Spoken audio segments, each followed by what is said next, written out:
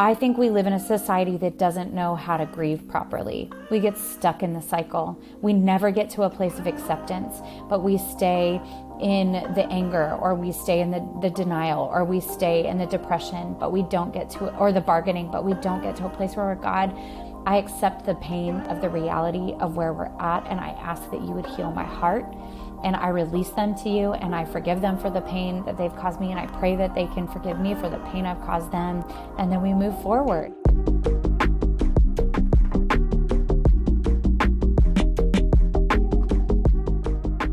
Hello, my friends. Welcome to the Word Made Digital podcast. Thanks for checking out the video version of the podcast here on YouTube. Of course, we've got the audio version as well if you want to check that out on Spotify, Apple Podcasts, wherever you get your podcasts. But we really hope that these conversations week after week inspire you, connect with you, maybe stir something up in you or teach you something that you haven't heard before. We've got a whole archive of podcasts right here on the YouTube channel, as well as a ton of tutorials to equip you really practically as a communicator, as a leader in the church, and as a creative. So I encourage you to check that out. Subscribe if you haven't already. And thanks so much to the sponsors, Compassion Canada and the Church Go, for making this season of the podcast possible. Andi Andrew, welcome to Word Made Digital. I'm pumped to have you on the podcast. I am so excited to be with you. Thank you for having me.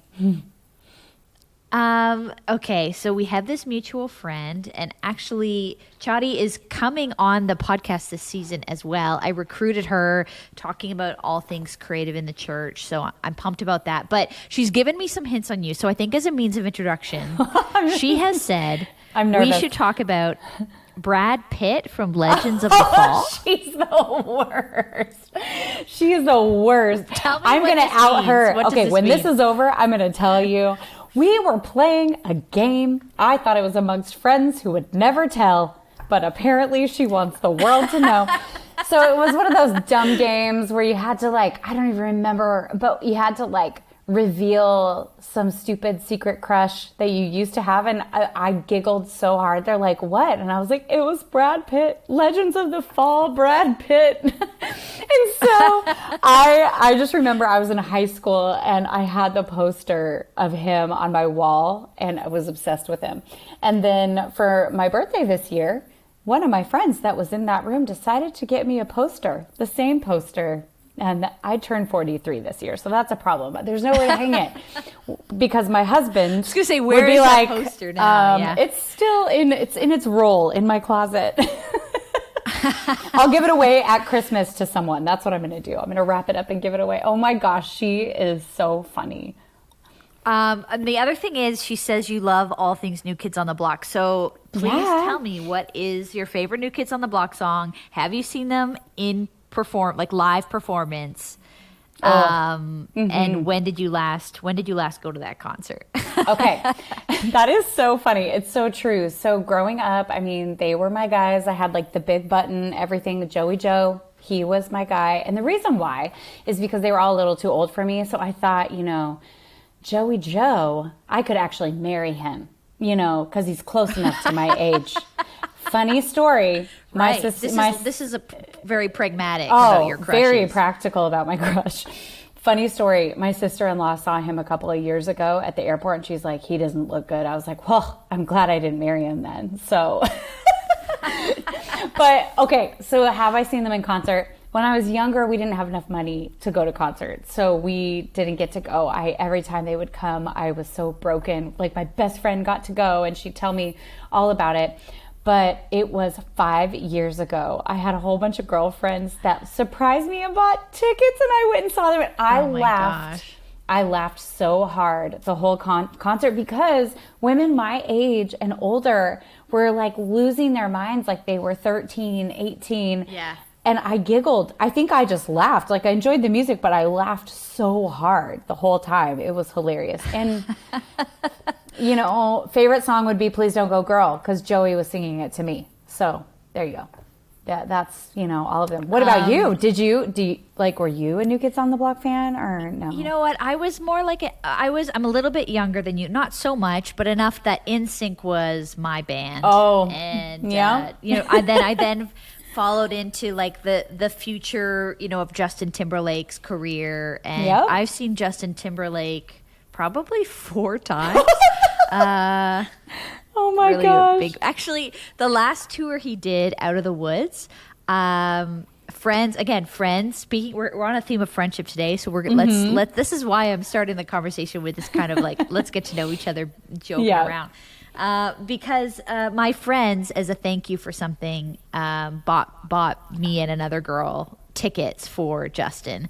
And then I liked it so much, I figured since I hadn't paid for it the first time, he actually came back to Toronto. It was like, because he sold out multiple arenas, shows, I guess. So he came back later in the tour and did the same show again. And you said... I bought tickets to go back because I hadn't paid for the first one because it was a gift. I treat yourself.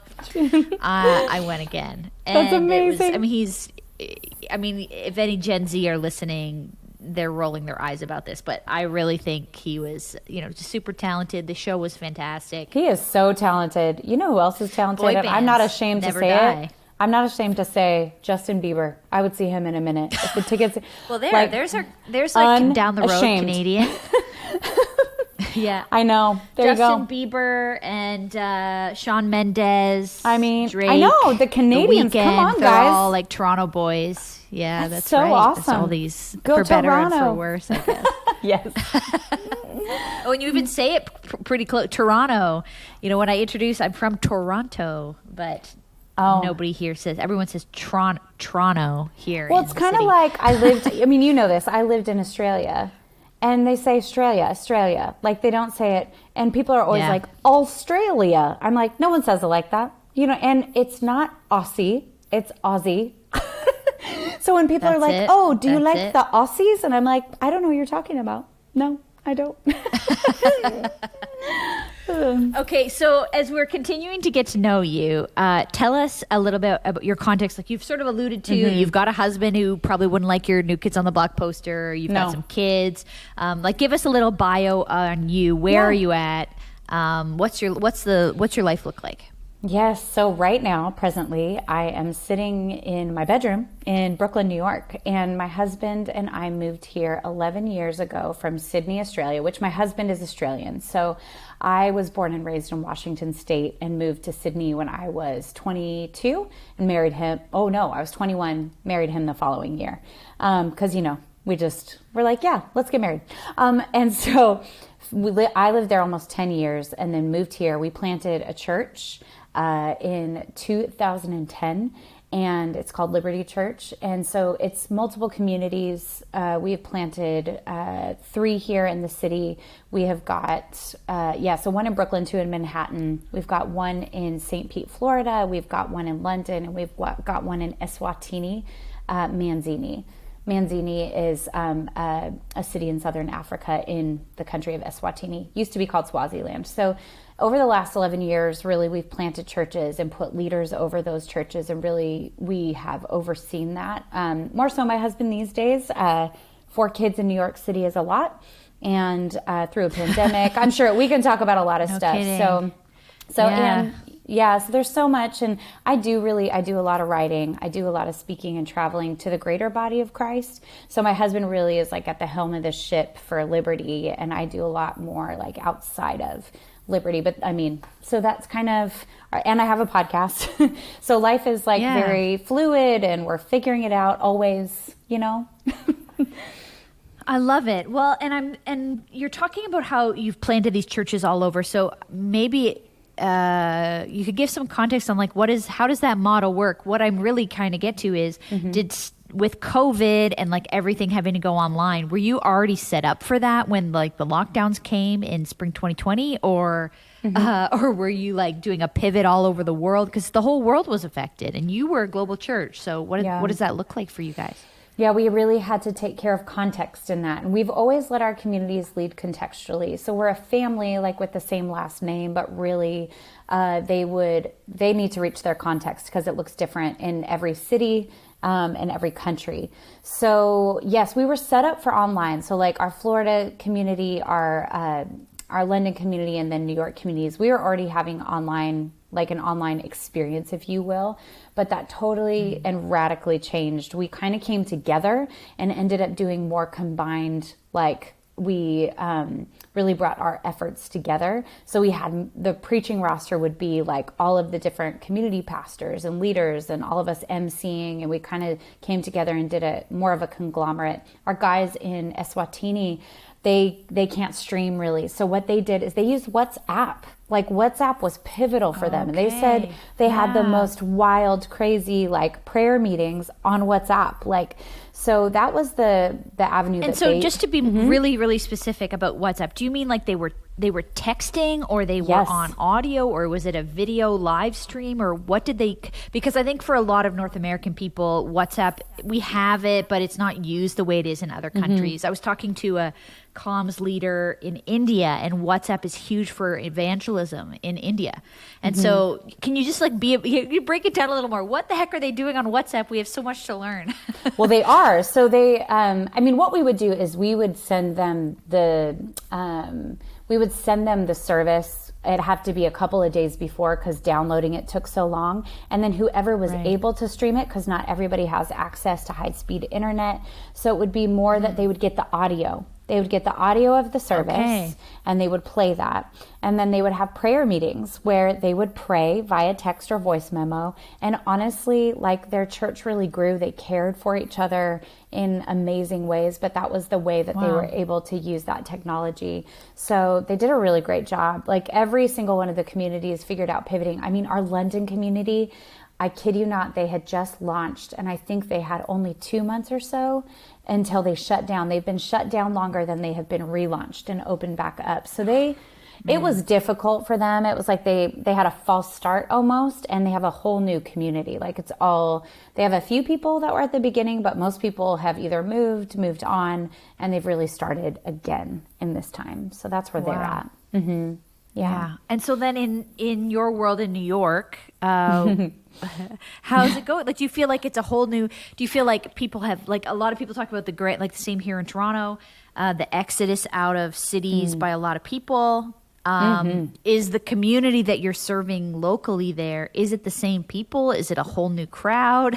Where are you at with that? So I would say, yes, to all of those. So really, truly, I'll go personal and technical. Personally, I have never grieved so much in my whole life. I mean, there was a mass exodus. I mean, it's still the Great Migration. People are shifting and moving and changing still. It's not, it hasn't finished. You're right, it hasn't stopped. No, it hasn't stopped. And I think someone said that the population of San Francisco left New York. I mean, it was wild. And it felt like Brooklyn was okay where I lived, as in like when you walked to the store, it didn't feel so desolate. But parts of Manhattan, when you would walk around, it was weird. It was like, where are people? I mean, I know you're in downtown Toronto, so it was like that eerie feeling. Yeah, it felt like apocalypse down here. Like spring 2020. It was creepy walking the streets. Yeah, it really was. And so I think, yes, when I look at our churches now and the communities that we have, I mean, we've turned over leaders, which has been painful. People, the people you're like, we're going to do life together forever. And then, nope. We've lost huge contingents, families, people. We have, I would say, a remnant, if I can use that word, of people that still remained in New York. And what God keeps bringing me back to is Nehemiah, and it has given me so much hope. Nehemiah chapters 1-3 specifically, because what I look at is how in Nehemiah 1, he was weeping and grieving and mourning. But then he got a plan, and he went to the king and asked, can I go and rebuild? And when he went, he started to rebuild. And I love chapter 3, actually, even though most people would skip it because it's a whole bunch of names. But if you read it multiple times, it says, and next to them, and beside them, and next to them. And it talks about those who remained to rebuild what was broken, because a lot of people were in exile. So we've had a lot of exiles. People go, but there are people that still remain in what's been broken down that are rebuilding. And then there's new people that are excited to come and be a part of the rebuilding. So I would say that's where we're at after, it feels like we have been in one of the bloodiest battlefields. I don't know if it's felt like that too, spiritually, it's just felt like a bloody battlefield. And sorry if that's offensive, because I realize it just said something very British. Yeah, it's real. But you know what I mean? Yeah. So that's kind of what it's been like. And I'm a real feeler too. And I am like loyal to people. So then I've just really, it's been hard. It's been difficult. you know? Yeah, no, I appreciate you saying like the word grief, because if you didn't say it, I was going to poke at that a little further next, because I think there is so much, whether you're leading a church or leading a family or, trying to find a job, students, like students who have lost so much of what their college experience was, or there's just a lot of, there's just so much grief. And it's like, I remember when the pandemic stuff started, a year and a half ago or whatever now. Feels like it's almost been 2 years. It feels like 5 jillion years ago. Yeah. Well, it was like usually when somebody's in crisis, when you're in crisis, you have friends who aren't in crisis who can come around and support you. But it's like everybody was in crisis. Like there was nowhere that was a human relationship that was solid.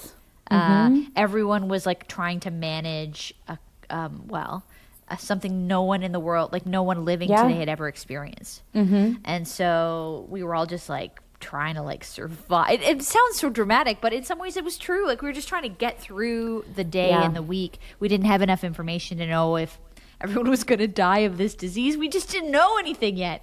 And so it was this huge amount of grief we've all felt. And I don't think it's over yet. Like it's like waves of it are still coming, like especially in our relationships, right? Where we're realizing relationships have changed. Our social circles have shrunk. People have moved away. I'm feeling that too. Like we all feel that. People, even if you live not in a city, there have been so many people who have moved, like dear people we love who've moved away. So I mean, how do you go through, how do you do that? I mean, I guess maybe this is like a broad question, but how are you managing that yourself? And maybe you haven't even had time yet to go. No, I have, because I had a major crash and burn. So I don't know. I think we all know. So if you don't grieve properly, what happens? Grief is stored up in your body. Scripture tells us Jesus comforts those who mourn. And if we're going through survival, we're not mourning, we're not grieving, we're not comforted.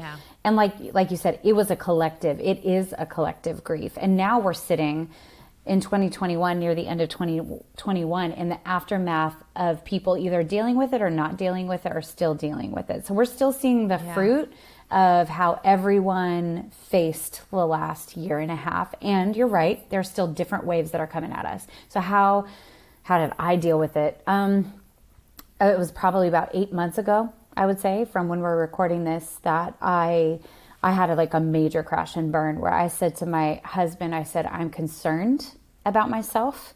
And the thoughts that I'm having, here's the deal. I'll say this clearly. My temptation is not to cheat on my husband. My temptation is to leave my calling, to step away from it all, to flip over tables and flip everybody off and walk away from it all. And just in an angry fashion because of my pain, because I haven't dealt with it. So I told him all the vulnerable things that you tell a husband. He said, you need to tell Irene. Irene Rollins, she is another woman. I would say, get to know her too. She's phenomenal. One of my closest friends.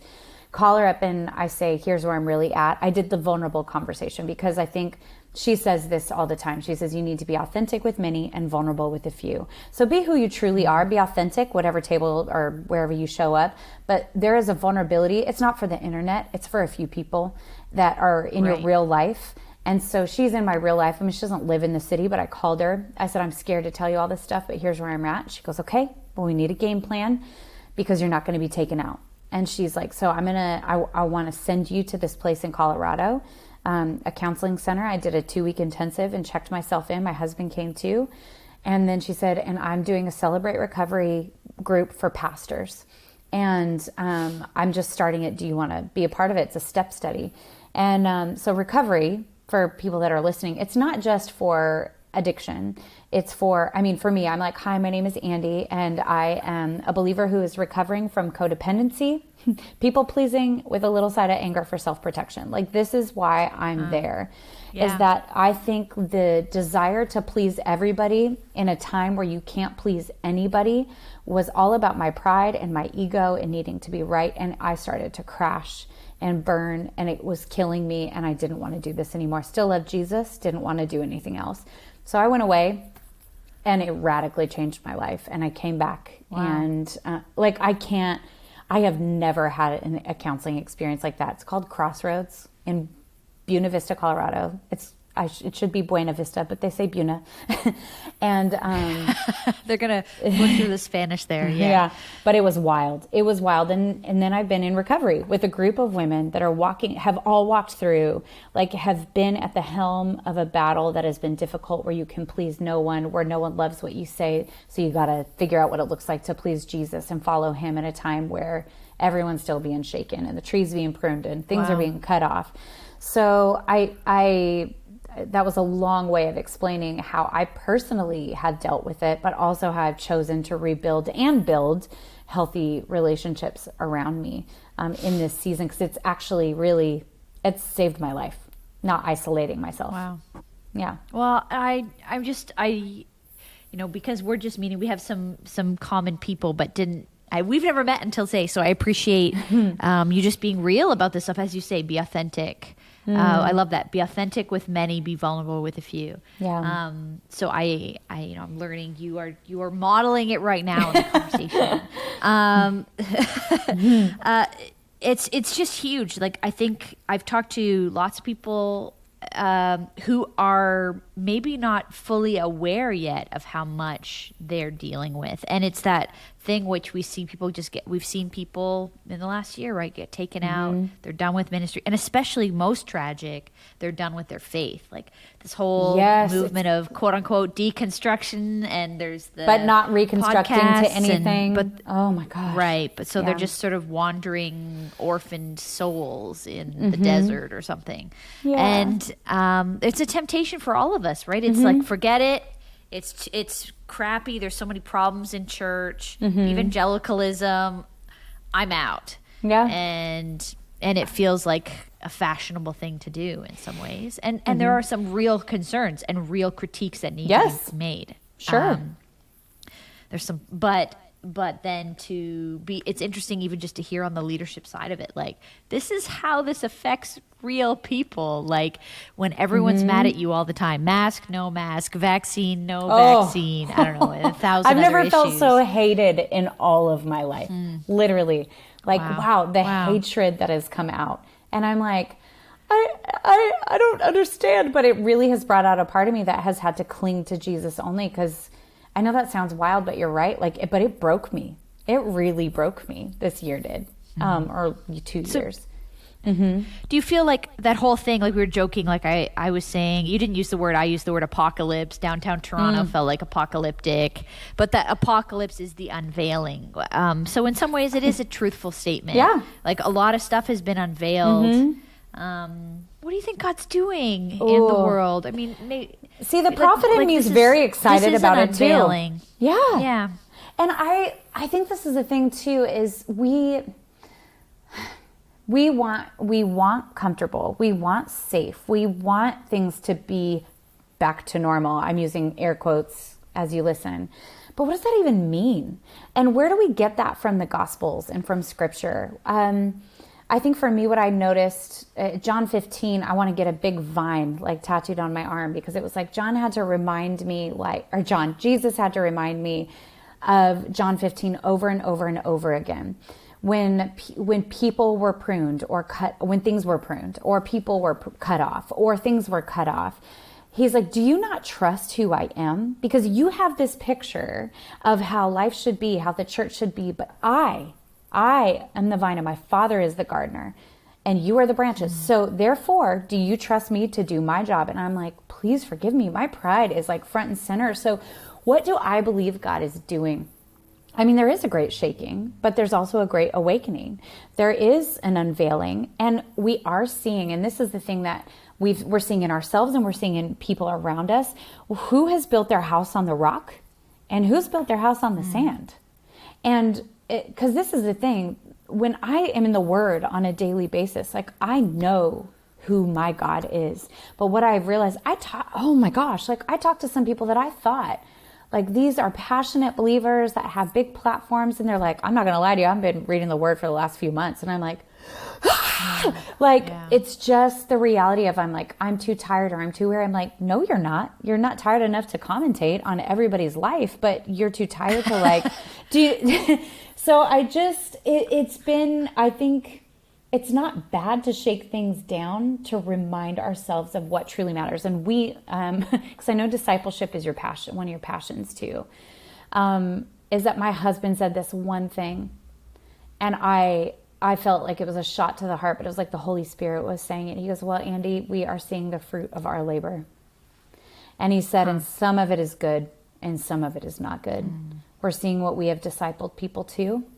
And we can't take all the ownership for people's choices, obviously, but it also was very revealing for us as leaders to see how selfish people are and what their needs are out there, or they're not really following Jesus. Right. They want you to fix it. So, Right. Yeah, well, the social club aspect of church, right? When the social club goes away, like when we can't get together in person, were you here for the social? And not that, like, again, like, one of the reasons we're talking today, we're talking about your book on friendship. We like the social part. That's good, and part of Christian life is the community we get together. We get from following Jesus. But if that's all it was for you, you can get that a lot of other places. Oh, and people are. And that's what's happening, right? And so I think that's what we're seeing. And so even with, you were talking about deconstruction, and my heart has just broken too, like you said, for all the orphans. And my prayer is that leaders, pastors, people that are called to build the church will begin to create spaces and really check themselves and go, what is the genuine need here? People really need the gospel. They need the reality of Jesus. What does that look like? What does that look like on a daily basis? To show people what it is to repent of their sin, of their lives, and to follow in the way, truth, and life, instead of following in their own way, truth, and life. And I think sometimes we made it too easy.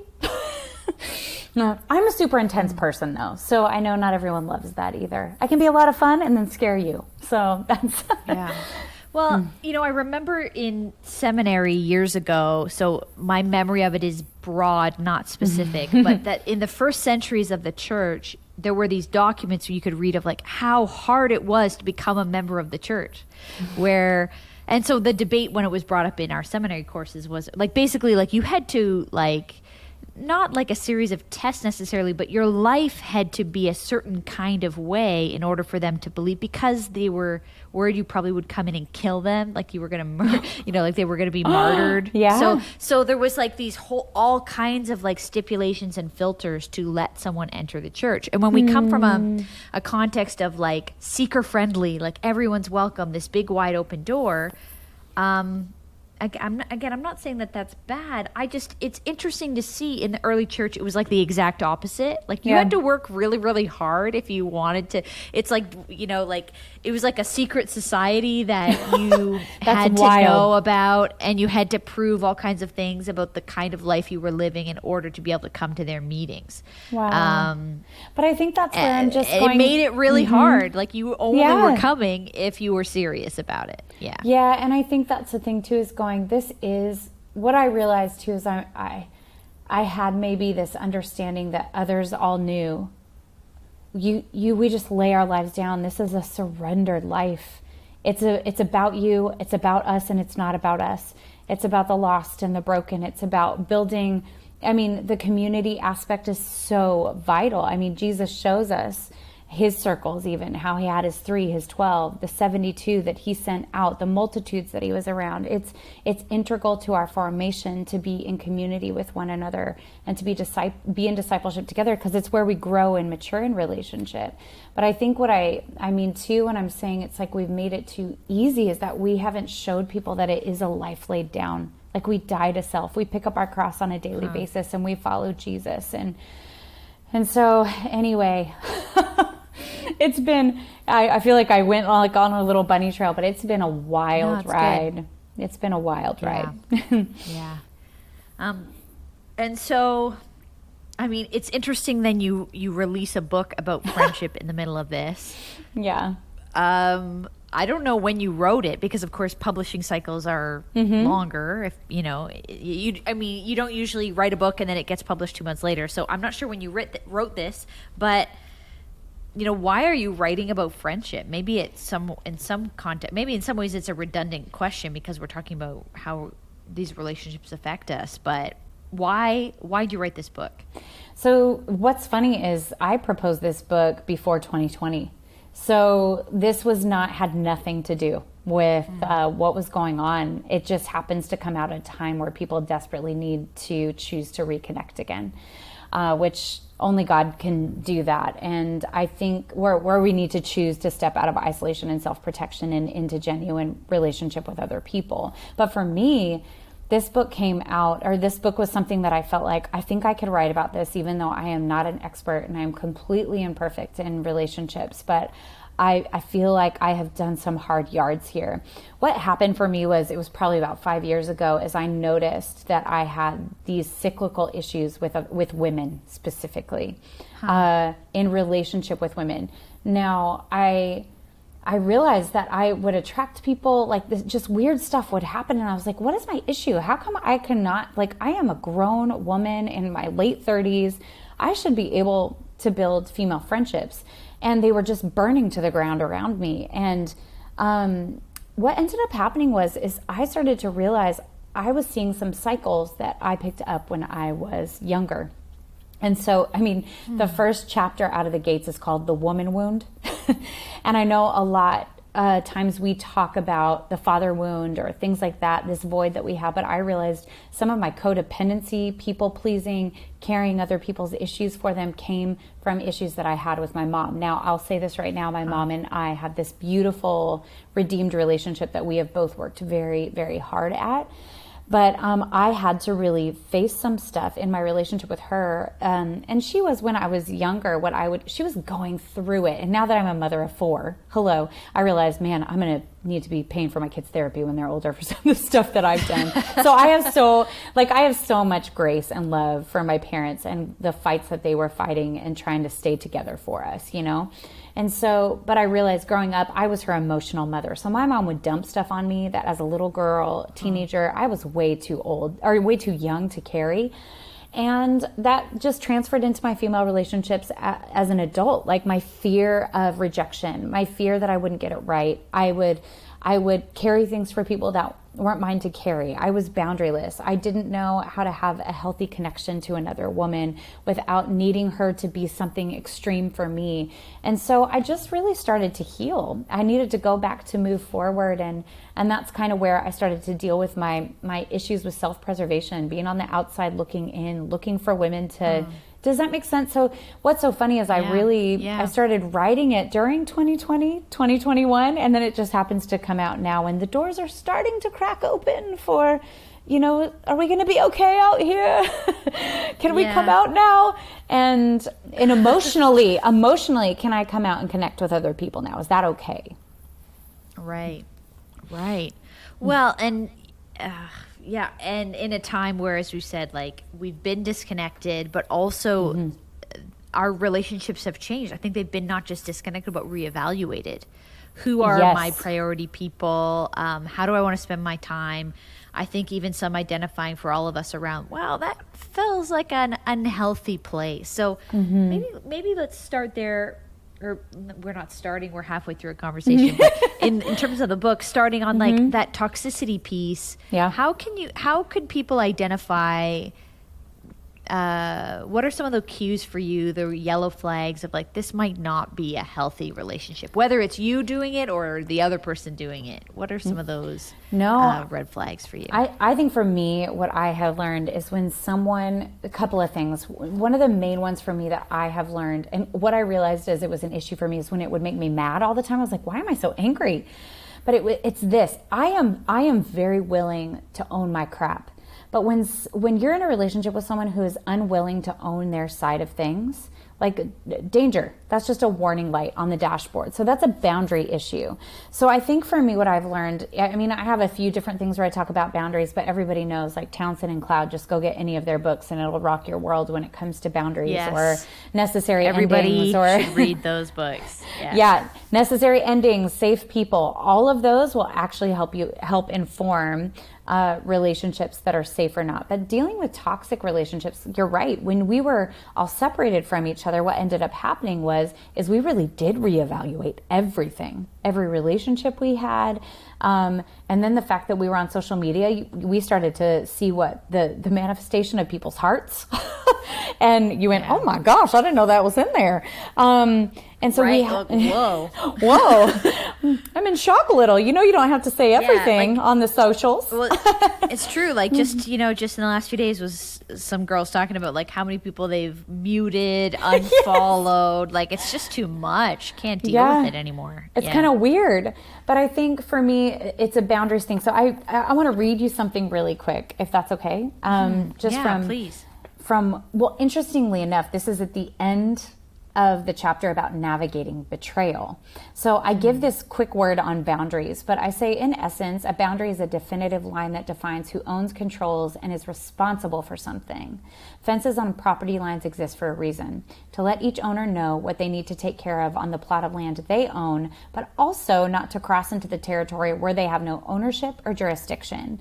And I think for toxicity in relationships, paying attention to the people that continually knock down your fence and drag their crap into your yard and say, take care of this for me. Like that's toxic. Go, no, put my fence back up.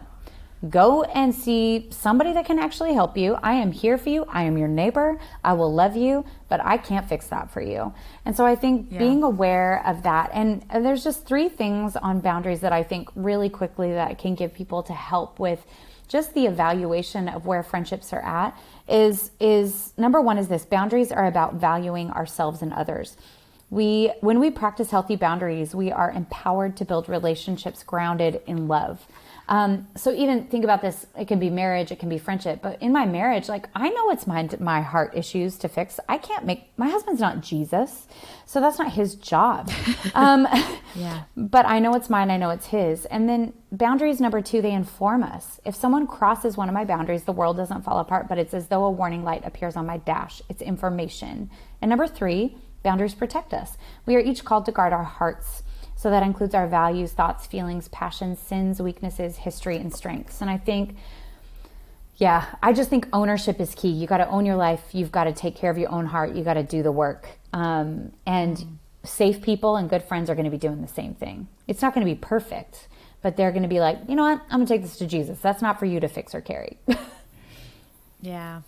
Well, and it's reminding me of, so Seinfeld has just come back to Netflix or come on Netflix for the first time. And one of the very first, so I'm starting my way through the series, and it's, it's like I've done Parks and Rec and The Office and Friends. And now it's, like I've done them all a few times, and it's just like that background stuff you have when you're cooking or doing stuff around the house. So there was this episode, one of the very first episodes, and it's about it's called male unbonding, and it's Seinfeld is trying to break up with his guy friend, but he's like when you get a friend, like you with a romantic relationship, you can break up with them, but he's joking on the whole joke of the show is like when you've had this friend your whole life but you don't like them and you have nothing in common, or they're kind of a jerk, like you feel like you just have to avoid hanging out with them, but you don't actually know how to break off the relationship. So I mean, you got to watch the episode if you haven't. It's a really funny dynamic. We all been there.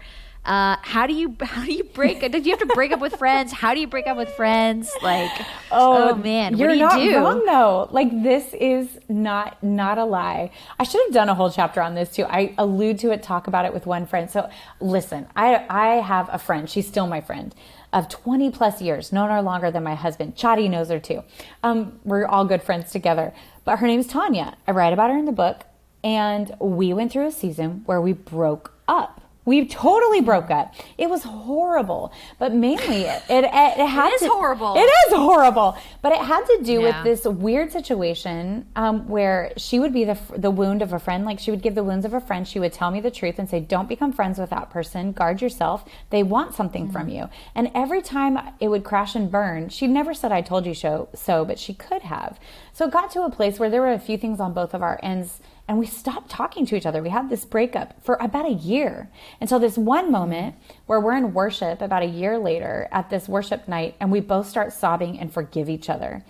But we both knew, gosh, this is going to be awkward to step back into relationship together. So we went out to a meal, and we basically both gave our spoken expectations to each other. We said, this is what I need. This is what I want. This is what I'm willing to do. We both did that for each other, and we just started rebuilding from there. So look, you can break up and get back together, but then what do you do when you do break up, right? Okay, so, oh my gosh. Especially because just like in a romantic relationship, like your lives are intertwined. You've got mutual friends. What if they all invite you to a birthday party? Like, what you gonna do? And I would say sometimes it's not even just a breakup, it's seasonal. And there's like a difference between the two. So let me address both of those. Yeah. There's the seasonal friends where there is like a purpose for a friendship, whether you work together or you lived in the same city, and you just know that was a friend for that time. And if you probably saw each other again in the same city, you'd be like, oh my gosh, it's so good to see you. But when a relationship does become toxic, or the differences are so great that you have to like DTR and define the relationship in a way that you know this is a necessary ending, it's just difficult. Sometimes you'll be able to have a conversation, not that you're like, we're breaking up, but you just go, you know, you've got to resolve some things. Other times they just fall away. And that's when I think, again, grief comes back in. So we're going to go right back there again. I think we live in a society that doesn't know how to grieve properly. We get stuck in the cycle. We never get to a place of acceptance, but we stay in the anger, or we stay in the denial, or we stay in the depression, but we don't get to, or the bargaining, but we don't get to a place where we're, God, I accept the pain of the reality of where we're at, and I ask that you would heal my heart. And I release them to you, and I forgive them for the pain that they've caused me, and I pray that they can forgive me for the pain I've caused them. And then we move forward. And then the next time you see them, you hope you're mature, but usually adrenaline just starts pumping through your veins, and you feel it in your gut, and you're like, hi, good to see you. And we just do the best that we can to forgive and continue to move forward. So it can, I feel like I just said a lot right then. Hope that was helpful. Yeah. No, it's true. It's this theme that we seem to keep coming back to in our conversation days, this idea of grief. Mm-hmm. I think everybody listening has something to grieve right now. And I know in part of my own journey, whether it's relationships or stuff we hope to do in the last while, or, a vacation that never happened, big things or small things, a way of life or a thing we thought would happen in life that hasn't happened, won't happen. The comfort of that, like Jesus grieved, that that we have our closest friend. We can learn something about grief and how to grieve from God. That Jesus, like the classic Jesus wept line, like when he lost his friend. I'm just so grateful that that's a part of our faith. And I think the closer we come to the humanity of Jesus, the closer we get to all of these human feelings and how real it is. True. Yeah.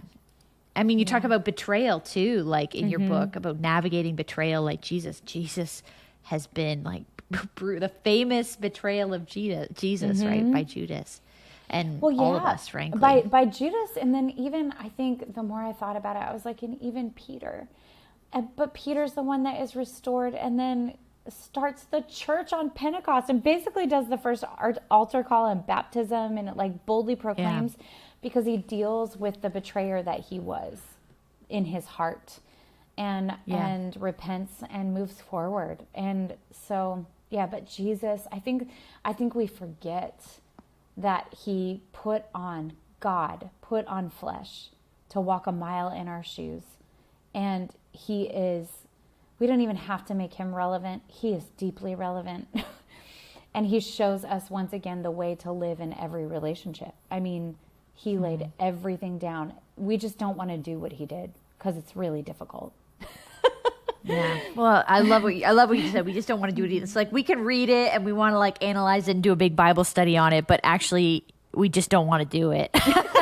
Sometimes it is quite clear we just don't want to do it. Yeah. Yeah, this book, Friendship, it's complicated.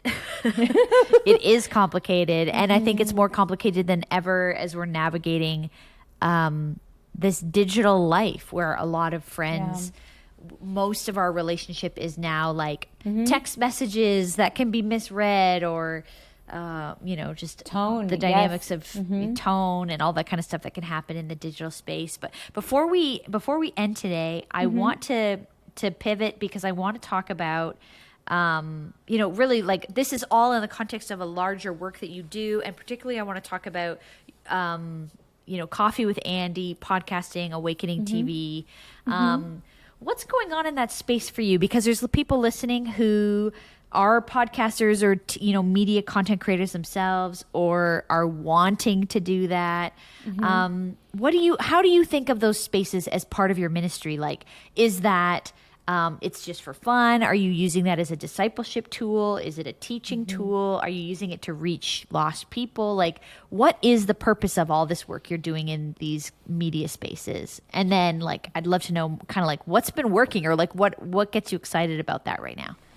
Yeah, I think the podcast in and of itself, just even what we're doing today, I have felt like has been one of the most beautiful, effective ways to reach people in spaces that I never thought that I would be able to go. It's, but also, yes, like as a discipleship tool, I feel like these conversations, these are the sorts of conversations as a kid you think about. I'm like, gosh, I wish I would have known this. I wish I would have known what someone was struggling with and how Jesus was there for them. The spirit of, our testimony is the spirit of prophecy. So every time we testify to what Jesus has done, or we in a podcast, when I sit with them and they tell a story of how what Jesus has done, it prophesies over somebody else's life that he will do it again. He can do it again. And so for me, I feel like what it does is I just want to be a hope giver, a hope dealer, if you will. I want to be someone who, I am so passionate about the word, about the presence of God, about prayer, about the church. Like my hope is that the passion catches people on fire and that they go, I can have that too. Like we can, we will crave whatever we feed ourselves with. And so I think that we've just got to get good at feeding ourselves with the right things. And I pray that every time that I have a conversation with someone, that's exactly what it does, is it feeds them something that causes them to want more of Jesus. And so, but I am loving, like I do love the podcast. It's probably, especially as a mother with 4 kids who's mainly at home with them when I'm not traveling, I have found it something where I can, when I'm doing Coffee with Andi with Awakening, it's also the podcast at the same time. So it's in a week pocket that I record a whole bunch of episodes. My kids get to come with me. I do it in times where it works as a family, but then it also is highly effective. What's that called when it's high yield but low maintenance? So it's like low maintenance in the sense that we hit it, we do it really quickly. It's a lot of hard work in a short amount of time with a good return. And so I love to be able to just do that and invest in people's lives and share my friends, that have a whole lot of great things to say. So, I mean, what advice would you give to others? I mean, there are a lot of people listening, whether it's like they want to do YouTube stuff or they want to launch their podcast. Just today I was on the phone with somebody who's, looking for advice starting a podcast themselves. What would you say to those people? Do you think like everyone should do this, or you think, oh my gosh, most people should never do this? But I mean, just as a very practical thing, like what would be some advice or encouragement for people who have this on their heart too? Yeah, I don't think it's for everyone. So no, I hope that's okay to say. Just like everyone's not called to be a singer. Like, I would say glean from people that you really respect. You may not be able to get a conversation with them, but if you love how they ask questions, love how they draw stuff out of people. So just be teachable, be a learner, be someone who I did this podcast with this girl. Her name's Georgia Brown. And she is 23 years old. I was like, dang, girl, you're 23 and you are one of the best interviewers I ever have had. And so I learned from her as we did a show together. And I think that we've got to glean from other people, I would say I need a team. You need a team. You need people that are going to be able to do it with you. Know yourself. I am a mother of 4. I am not going to be editing my podcast. So you've got to budget for it. You've got to figure out, like, is this something I can afford right now? Can I afford it time-wise? Can I afford it financially? Can I afford it to really think it through digitally when I'm getting it out there? So I don't know if that's helpful. I think for me, I just knew, like, this is something that I really love and want to do. So I jumped out there and did it. And I hope that's okay. Would you agree or disagree with me? Do you think everyone should do it? No. I think more and more, I think most of us should probably sit down and be quiet. I feel that of myself too. I mean, do we really need more voices on the internet? I mean, we need some, but not all of them have to be on the internet. And I think that's where, like, but if people really feel it's on their heart, I think I'll say this, that I think how much work it is will start to weed people out. And it's a lot of work. I appreciate what you're saying about, like, have you budgeted for the editing and how you're doing it in, like, a short, intensive period of time where you record a bunch all at once in a batch and then you can release them over the period of time. Because it's a ton of work, a ton of time, a ton of money. And at the beginning, you're not very good. You're going to get better. It's true. So, I used to say, like, 75 times. I'm like, can you edit out any of my ums? I say it so much. Or I'm like, yeah. I was like, stop talking. I was the worst. Oh, sorry. I interrupted. Yeah. So... it's good. This is a great conversation. Just to say that I don't think I knew really how much work it would be before I started. I'm sure you didn't know either, because you don't know what you don't know. And I think that will probably weed out some of the people who are kind of interested, but it really isn't a gift area, a calling on their life, or a thing they need to lean into this season. For some people, it's just not the thing. There's so many other ways they could spend their time and use their voice in other ways. So, and one other thing I would say too, once again, knowing your season, mom of 4, traveling, pastoring a church, writing, I knew that I know some people that have a podcast where they release one every week. I knew that could not be what I would do. So you have to know yourself, know your rhythm. And for me, I could do seasons where it's like 8 episodes, and I may only release 2 seasons a year. And that's okay. And guess what? All of 2020, I released 0 seasons. I had nothing to say. Yeah. I was just so broken and quiet. That. Does that make sense? So that's okay too. Yeah. Well, and that's where too, like, I often say to people, in the work that I'm doing, like, hey, we're not like a multi-billion-dollar media conglomerate. Like, if we don't release this episode, or if you don't release that video, or whatever it is you're doing, like, tomorrow, even though that was your deadline, like, the world isn't going to fall down. So doing it at a pace that is healthy. Yeah. So I hope that helps. Yeah. Andi, thanks so much for the conversation, for enlightening us about not the Backstreet Boys. Oh my gosh, that was sacrilegious. The New Kids on the Block. Whoa. I mean, it's okay. I like the Backstreet Boys too. It's fine.